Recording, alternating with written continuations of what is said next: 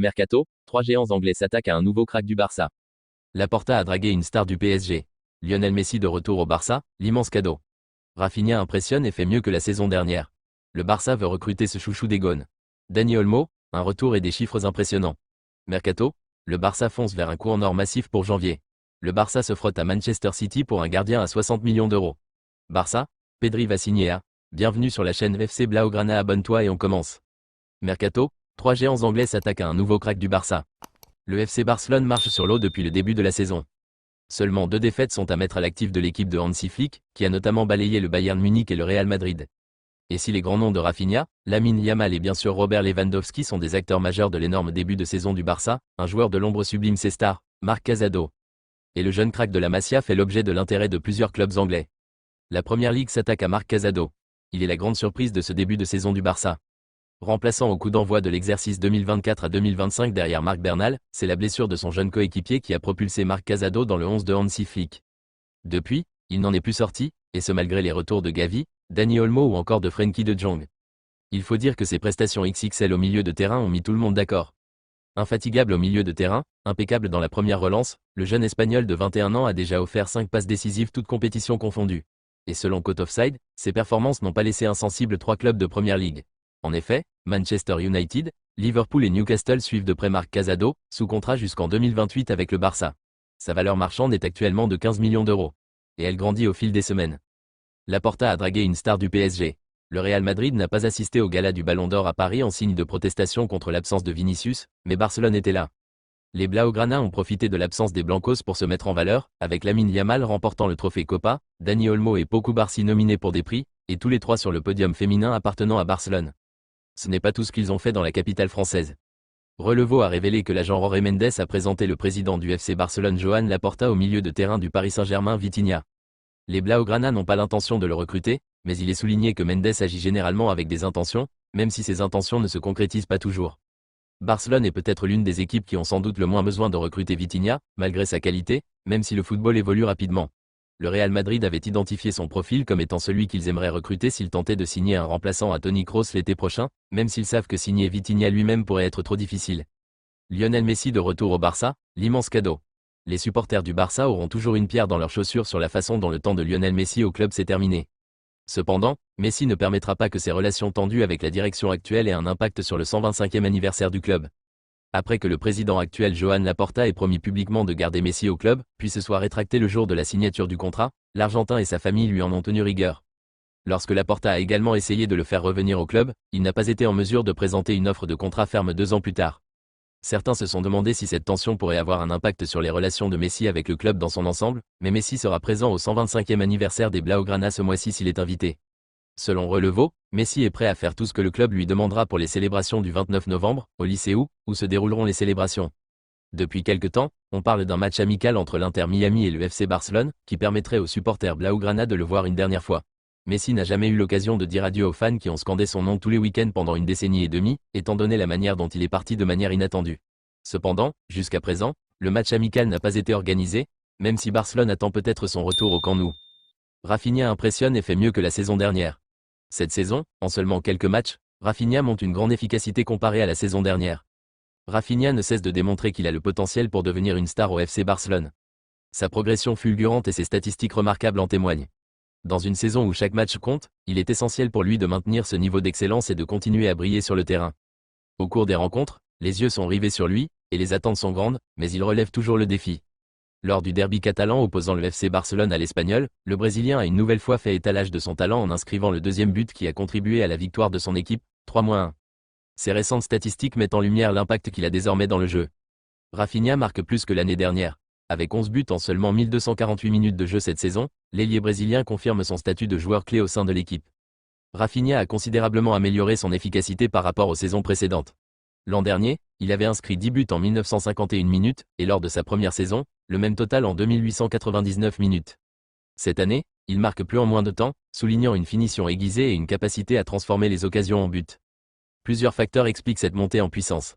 Tout d'abord, Rafinha semble avoir trouvé un équilibre parfait dans le jeu du Barça, avec un système qui met en valeur ses qualités techniques et sa rapidité. De plus, il bénéficie d'une meilleure entente avec ses coéquipiers, notamment avec des joueurs comme Robert Lewandowski et Lamine Yamal, qui l'assistent efficacement dans ses courses. Sa détermination et son éthique de travail sont également à souligner. Conscient des attentes placées sur lui, Rafinha a redoublé d'efforts à l'entraînement, cherchant constamment à perfectionner son jeu et à s'adapter aux exigences d'un club de haut niveau. Concernant les passes décisives, il en a délivré 7, soit 4 de moins que la saison dernière et tout indique qu'il battra cette statistique.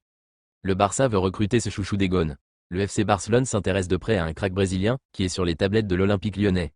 Depuis plusieurs jours, de nombreuses rumeurs font état d'un intérêt de l'Olympique lyonnais sur la pépite de Vasco de Gama, Ryan Vitor. Ce lundi, la presse brésilienne est même allée plus loin en parlant d'une première offre des Gaunes. L'OL a dégainé une première offre. Elle serait de l'ordre de 14 millions d'euros pour signer l'ailier droit brésilien cet hiver.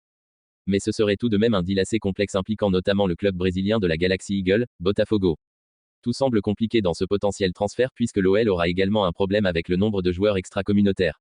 Une situation dont voudrait profiter le FC Barcelone. Selon les informations du média catalan, Sport, les Blaugrana sont également très intéressés par la pépite brésilienne de 18 ans. Cette dernière serait sur les tablettes de Deco depuis un long moment. Le Barça observe Ryan Vitor depuis 2 ans. Sport parle notamment d'une offre du Barça en 2022 à Vasco de Gama pour Ryan Vitor. Cette dernière de l'ordre d'1 million d'euros aurait été refusée par la formation brésilienne, estimant que sa pépite avait un bien meilleur potentiel. La même source ajoute que le FC Barcelone a continué à observer l'attaquant depuis 2 ans, mais que la situation financière du club ainsi que l'émergence de Lamine Yamal l'ont empêché de faire quoi que ce soit. L'OL en pole position mais attention au Barça. Le FC Barcelone a maintenant plusieurs options sur sa table. Il y a la possibilité d'essayer de shipper Ryan Vitor à l'OL cet hiver pour la rapatrier en Catalogne. Mais les Blaugrana pourraient également décider de le laisser filer dans le Rhône pour continuer à l'observer et voir son acclimatation en Europe, qui peut être difficile. Le Barça a notamment pu l'observer avec sa dernière pépite ramenée du Brésil, Vitor Roque, qui a été prêté cette saison au Betis Séville. En tout cas, l'option la plus probable reste aujourd'hui un départ de Ryan Vitor à l'Olympique lyonnais, qui a dégainé le premier et peut s'appuyer sur les relations entre Botafogo et Vasco de Gama pour conclure le deal. Dani Olmo, un retour et des chiffres impressionnants. Après un doublé face à l'Espagnol, Dani Olmo affiche des statistiques impressionnantes pour ses débuts avec le FC Barcelone. La star du FC Barcelone, Dani Olmo, qui avait bien commencé sa saison en inscrivant 3 buts en 3 matchs, s'est malheureusement blessé lors du match contre Gérone. Le champion d'Espagne a dû se passer des terrains pendant plusieurs matchs, ainsi les 2 défaites toutes compétitions confondues du FC Barcelone se sont déroulées en son absence. Malgré une bonne dynamique du club catalan avec des victoires sur le Bayern Munich et le Real Madrid, la présence d'Olmo était cruciale. De retour de blessure, il a participé à quelques fins de rencontres pour retrouver son rythme et, lors du derby catalan, Hansi Flick a décidé de le titulariser. Cela a porté ses fruits, car il a rapidement ouvert le score avant de marquer un second but dans la victoire 3-1. Son efficacité a été particulièrement marquante. Un but en moins d'heures. Suite à son doublé réalisé hier, Dani Olmo totalise 5 buts en 6 rencontres. Il a été titulaire lors de 3 matchs contre Valladolid, Gérone et l'Espagnol, où il a marqué à chacune de ses occasions.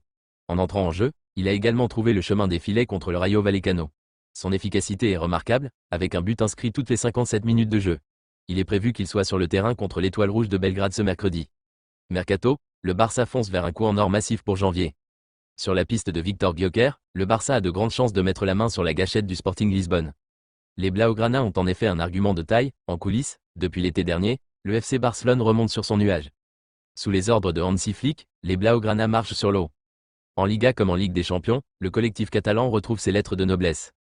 Et avec les bons résultats, l'ambition revient également du côté des dirigeants qui ont longtemps souffert des problèmes financiers des dernières années. Si tout n'est pas encore totalement réglé, le club va beaucoup mieux. Et les supporters peuvent à nouveau envisager des grosses opérations mercato, Gyökeres, le prochain gros coup. Et le Barça a déjà, dans le viseur, le nom de sa prochaine grosse cible pour le mercato. Il s'agit de l'attaquant vedette du Sporting Lisbonne, Victor Gyökeres. Avec 16 buts en 10 matchs, le Suédois est l'attraction européenne du moment. Pour succéder à Robert Lewandowski, Victor Gyökeres semble le candidat idéal.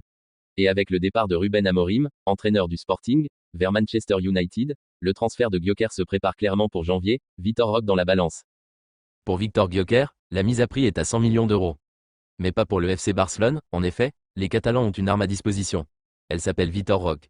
L'été dernier, le Sporting a tenté de s'attacher les services de l'attaquant barcelonais. Une offre de 30 millions d'euros aurait même été faite.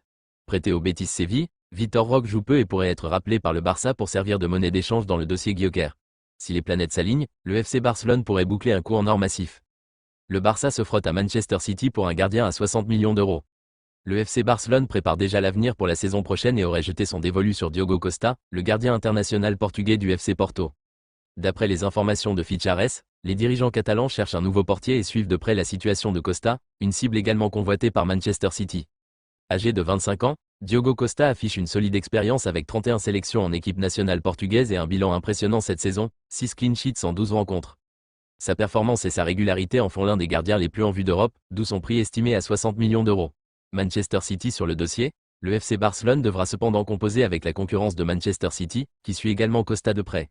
Avec cette piste active, les Blaugrana espèrent renforcer leur défense et assurer la succession de leur cage pour les saisons à venir. Barça, Pedri va signer à. Le FC Barcelone avance dans sa planification pour la saison prochaine et n'entend pas perdre de vue ses éléments clés. Selon Fabrizio Romano, le club catalan progresse dans les discussions pour prolonger le contrat de Pedri, pièce maîtresse du projet. Les deux parties souhaitent conclure rapidement cette extension, et les réunions récentes ont laissé transparaître un climat positif, renforçant l'idée d'un futur commun. Le joueur canarien, dont la qualité technique et l'intelligence de jeu sont largement reconnues, est considéré comme un pilier au sein de l'équipe catalane. Ce jeudi, Héctor Peris, l'agent de Pedri, était d'ailleurs à Barcelone pour approfondir les discussions avec les dirigeants blaugrana.